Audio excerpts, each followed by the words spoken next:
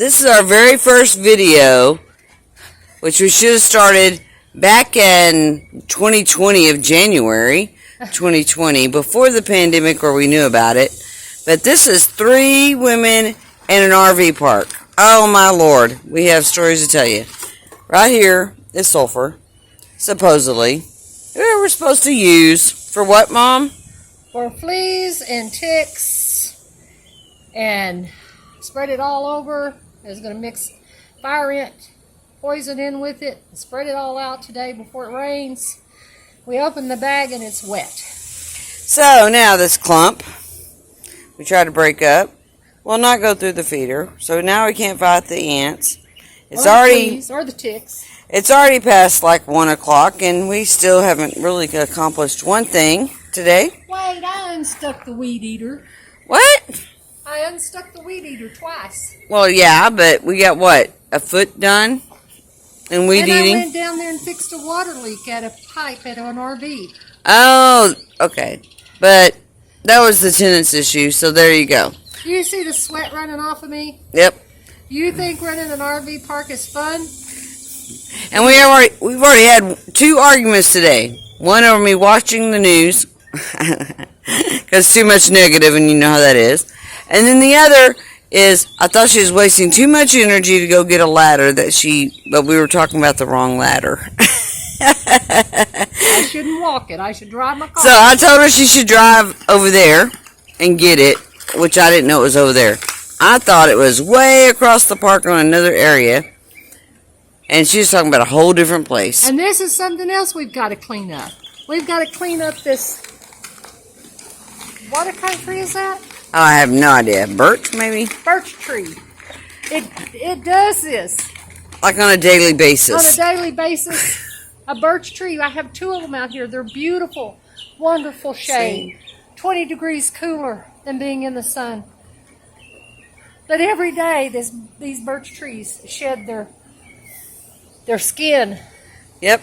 And we have to go out there and pick them up. Every day.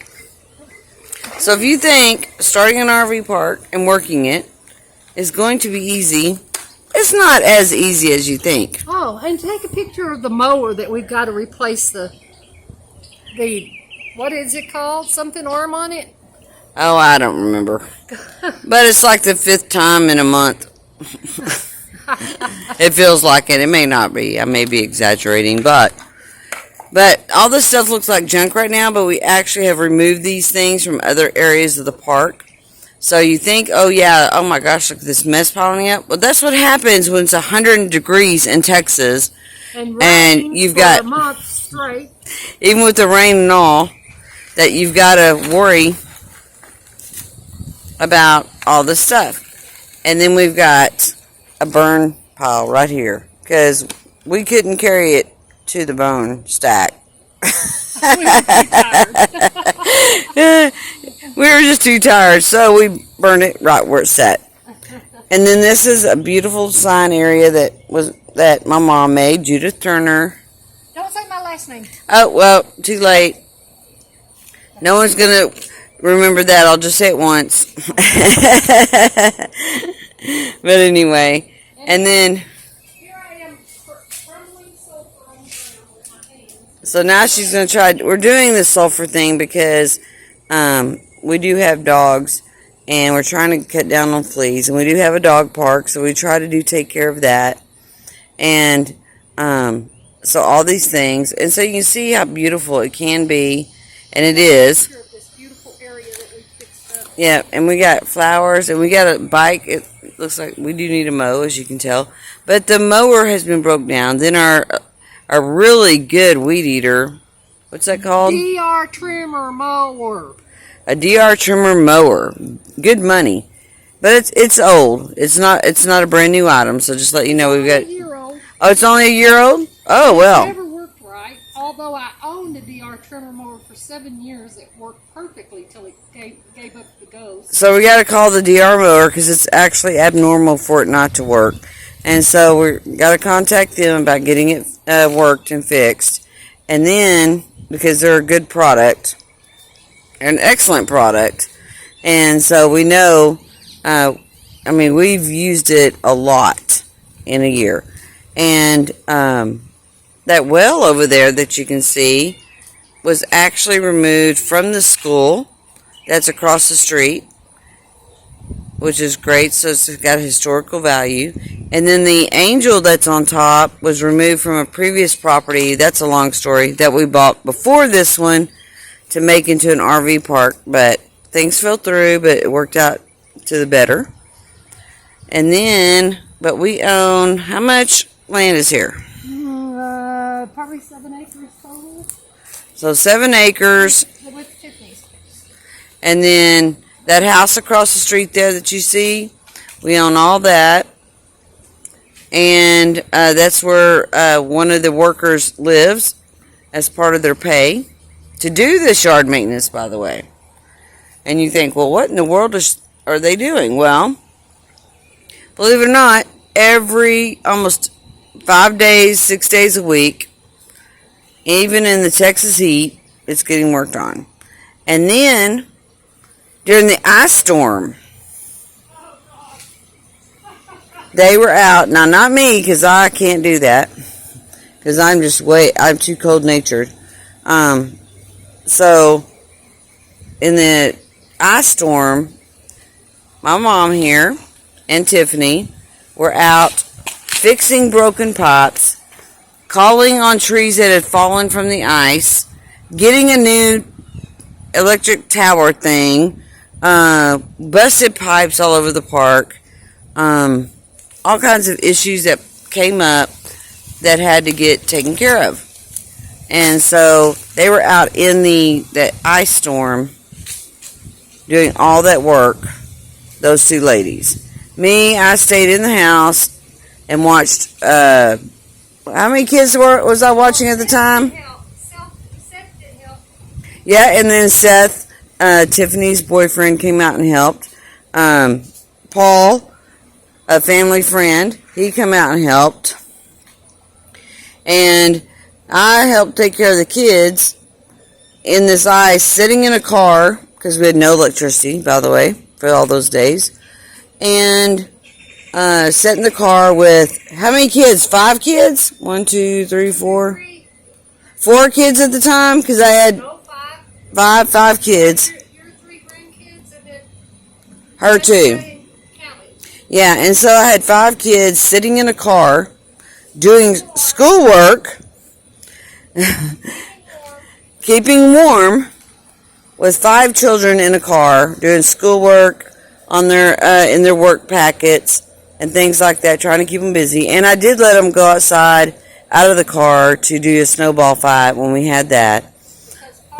Just because you can't keep 5 kids in a car for 5 days. Parts of the park was out without Yep. So power for 5 days. So we were doing our best to stay afloat and keep everything done, but it's been an adventure. And so if you ever want to know, Never been in the red, but it is constant daily work. yep. It's not money in the mailbox, people.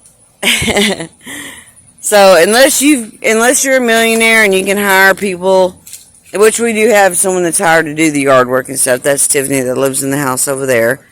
And part of her payment is the house there.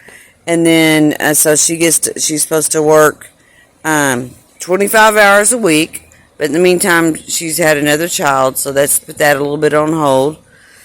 So her boyfriend has been coming over doing some things here and there. The rain put us on hold. The baby put us on hold. The ice storm. The broken down mowers put us on hold. The ice storm. The ice storm put us on hold.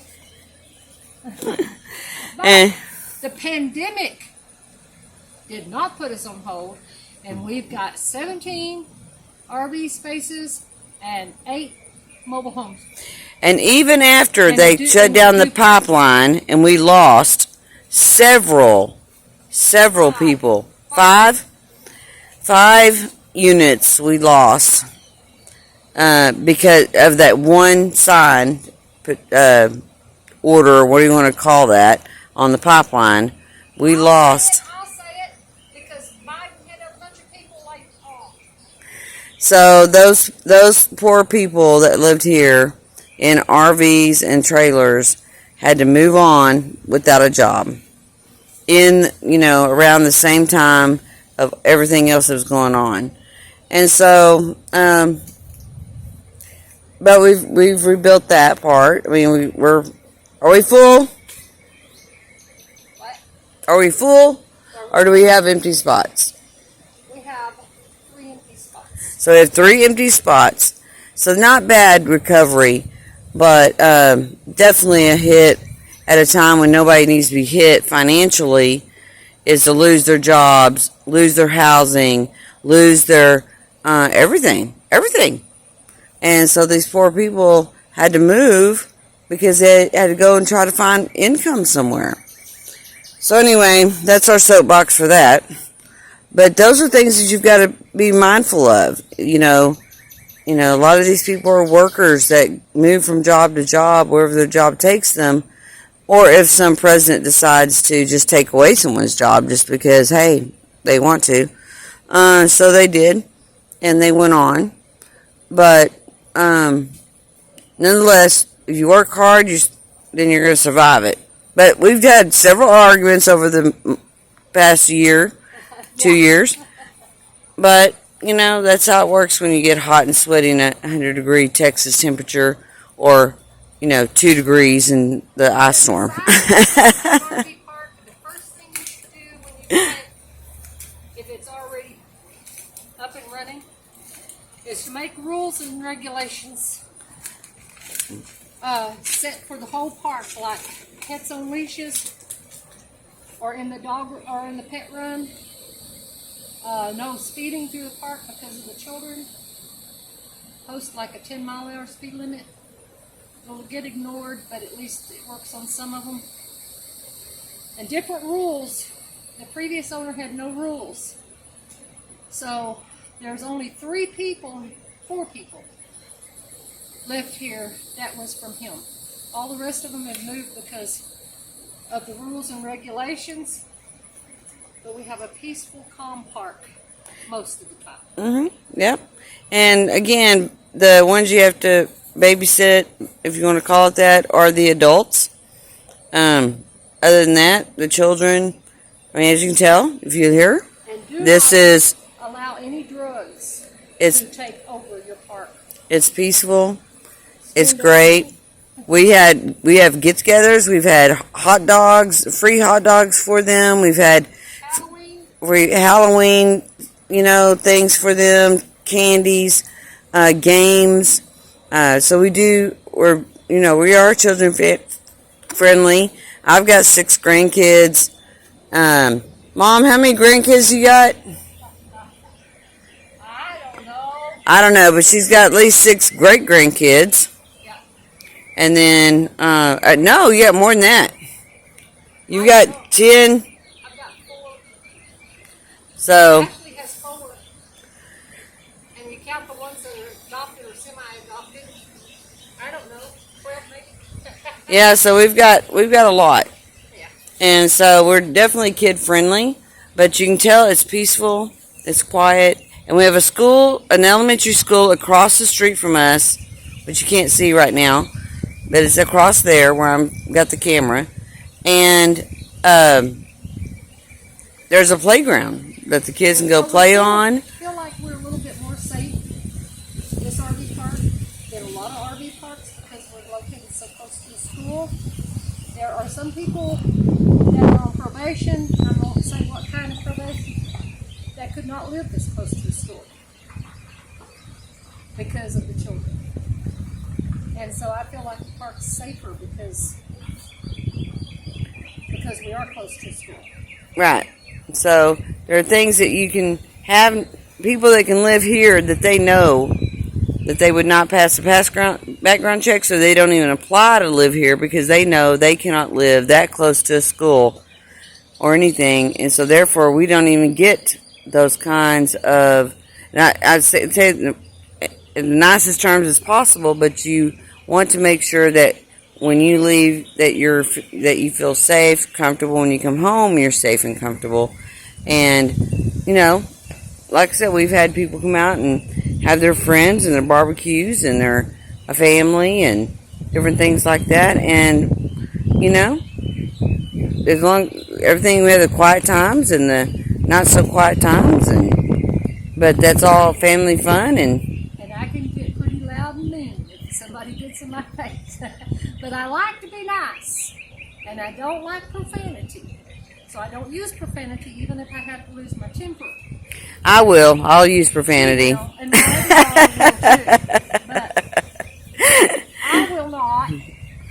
I only use it when I've lost it. I say, well, you said it, just like my kids always did growing up. Well, you said it. Well, so, but that's normal life, right? So. But it is not. Go to the mailbox and get your checks out. But that's the end of this video. We've done more than 15 minutes. So, but yeah, if you decide to do an RV park, just remember, it's not all rainbows and butterflies and unicorns. All right, talk to you tomorrow. Thanks. Bye.